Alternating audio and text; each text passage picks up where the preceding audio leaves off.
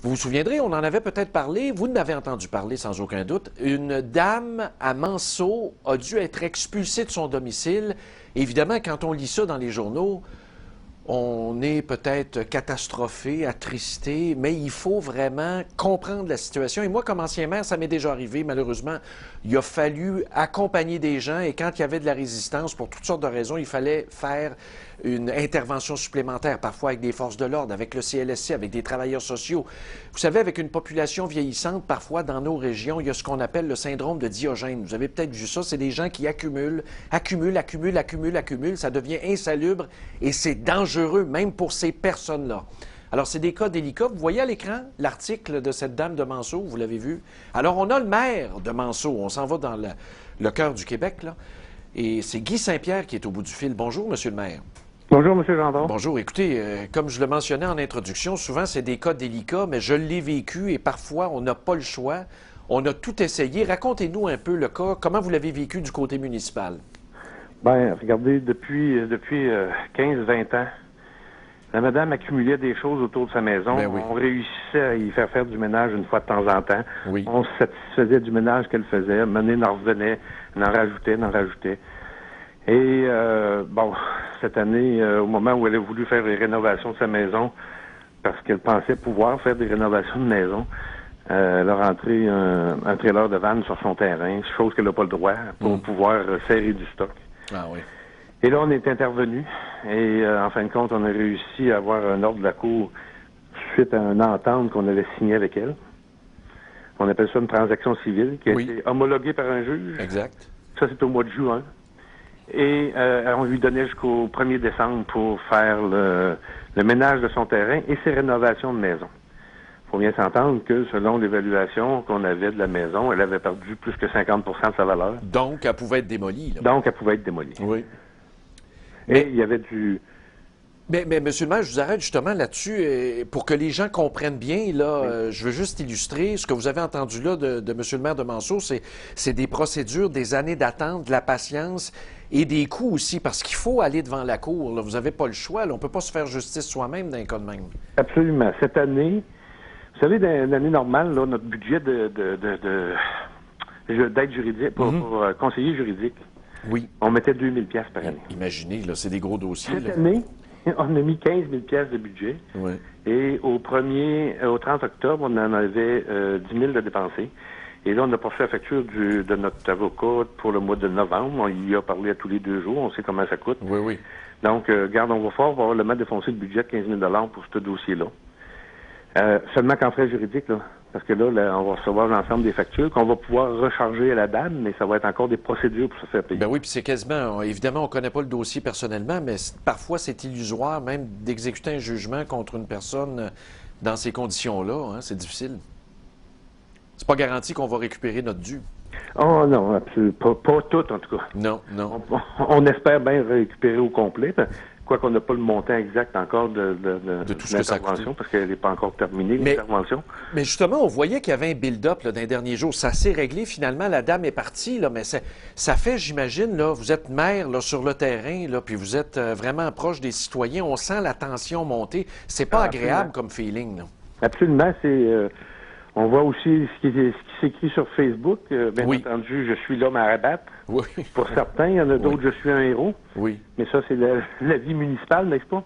Oui. Et puis, non, c'est pas facile à vivre, mais on comprend ces gens-là qui vivaient là et qui vivaient là-dedans et qui se disaient heureux. Mais en même temps, n'avoir rien fait. Exact. Le feu prend. Oui. On se fait reprocher d'avoir rien fait. Oui. Sinon, presque même poursuivi au criminel Oui. pour avoir rien fait. Oui. Tu sais, c'est des décisions qu'on prend, là, qui sont pas faciles à prendre. C'est des êtres humains, ceux-là, là. Oui. La madame, elle était consciente de tout ce qui se passait et elle ne voulait pas sortir, mais de notre côté,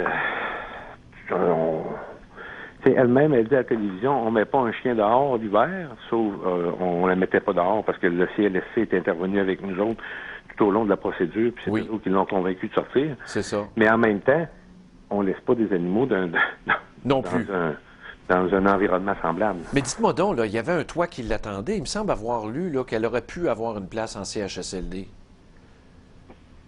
il me J'ai pas semble. bien compris la question. Il me semble qu'avoir lu dans le journal qu'elle n'était pas dans la rue, là. Il y avait un toit qui l'attendait, là. Elle avait une place. Ah non, non, nous on a travaillé avec les oui. intervenants du CLSC. Il y avait son travailleur social, il y avait un psychologue qui était là. Exact. Et depuis, la transaction civile qu'on avait faite homologuer au mois de juin, nous, là, on n'était pas pour l'appeler à toutes les semaines pour dire fais ton ménage, fais ton ménage, fais ton ménage.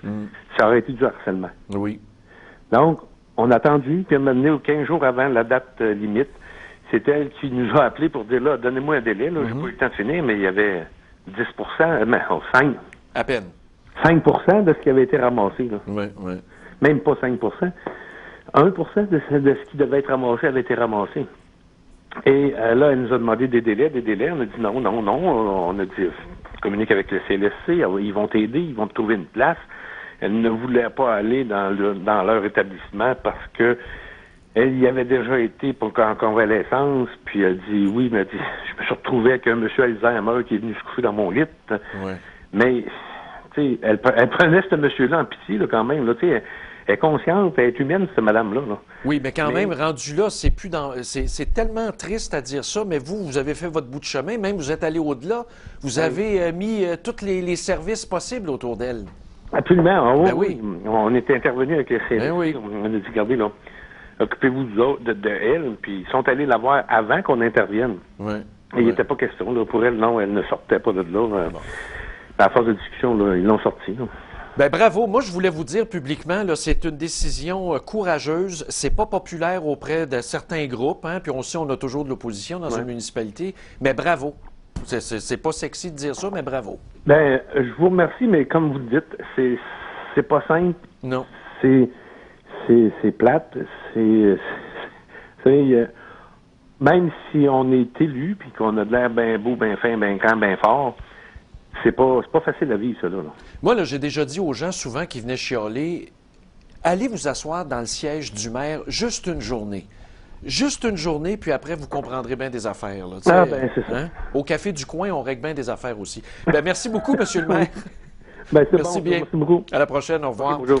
C'est Guy Saint-Pierre, le maire de Manceau, qui a vécu ce que bien des gens en région, des élus vivent, des maires, des mairesses. Souvent, avec le vieillissement de la population, il y a ce qu'on appelle le syndrome de Diogène. Des gens sont laissés à eux-mêmes dans des appartements, dans des logements, dans des maisons. Vous les voyez, on passe dans les rangs, on dit, mon Dieu, ça se peut-tu que quelqu'un vive dans une dombe comme ça? On voit ça même dans des villages. J'en avais chez nous. Ben oui, c'est le syndrome de Diogène. Et souvent, chez les personnes âgées, ils accumulent par insécurité. C'est là qu'il faut caler ce qu'on appelle une table d'intervention avec les gens du CLSC, travailleurs communautaires, travailleurs sociaux. La famille, qu'est-ce que la famille fait là-dedans? Je pourrais vous dire des cas, moi, où j'ai dû rencontrer des enfants de personnes âgées et dire, regarde, ta mère, elle vit dans un trou de merde, elle a 22 chats, elle a des vidanges d'accumuler partout. Il a fallu la sortir avec la Sûreté du Québec, l'envoyer à l'hôpital. C'est pathétique. Des cas comme ça, là, on en vit en région. Puis après, on se fait démolir ces réseaux sociaux par des idiots qui n'ont jamais géré plus que leur fond de bobette sale qu'ils lavent une fois par semaine. Ça me révolte. Alors bravo, Monsieur le maire.